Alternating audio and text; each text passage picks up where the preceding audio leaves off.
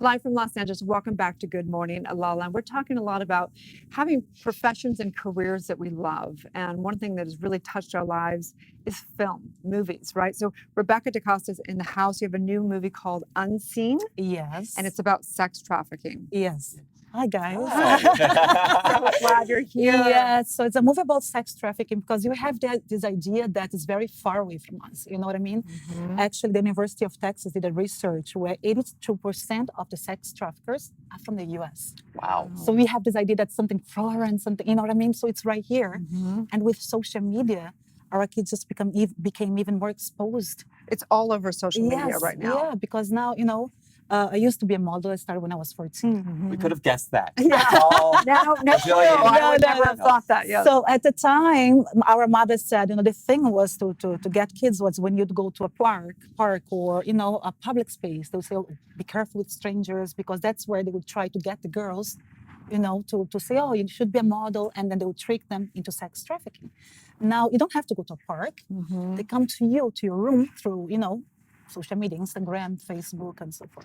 I heard that they kind of get the girls on drugs and then they kind of get into a cycle and they can't really get out of the hole. Yes. It's a mental slavery, right? Yeah, it is. So how did this project find you, or how did you find this project? Yes. So I met the director, Elizabeth Blake Thomas, and she's amazing. She's from, you know, England. And we were talking about doing a female-driven, like, thriller. And we were like, hey, let's do it. It's woman power. And so it was also, by the way, I have this other project about sex trafficking. I was like, oh my God, I'm in it.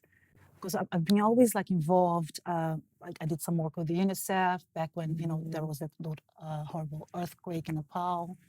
So that's when I started to get into the project. Mm-hmm. Yeah. We're talking a little bit today about if you won the lottery, how would you spend your time? And it sounds like you're doing exactly what you would be doing. Just to be a working actress in was there Hollywood. That's like getting the lottery. Right? Was there a time when you were not doing what you really love to do? And what was it that had you decide, I have to do this?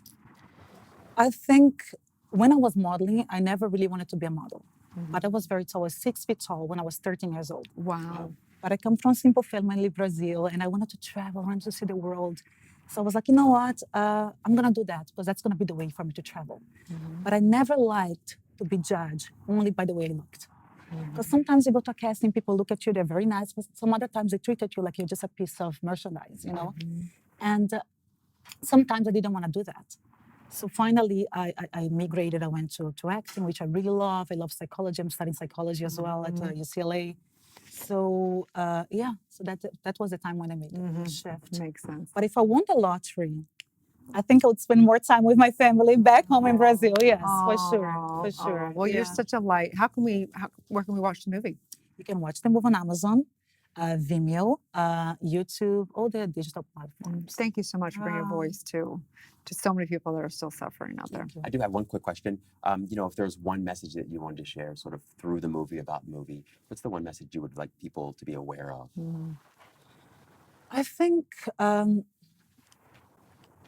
parents should be more involved. You know what I mean? Most of these kids, like you said, you know, they are very vulnerable. When a sex trafficker approaches a child, he doesn't say, you know what, I'm going to put you in prostitution. They say, you know, they approach you as a friend, sometimes as a boyfriend. Mm-hmm. So just be aware your child is, what time, with who. I think it's the most important. Just be aware all the times where they are. Fantastic. It's great life advice too, right? Just to be more aware. Yeah. Thank you. Sure. Thank you for all your work you're doing for so many out there. Thank you so much. Stay tuned. We'll be right back.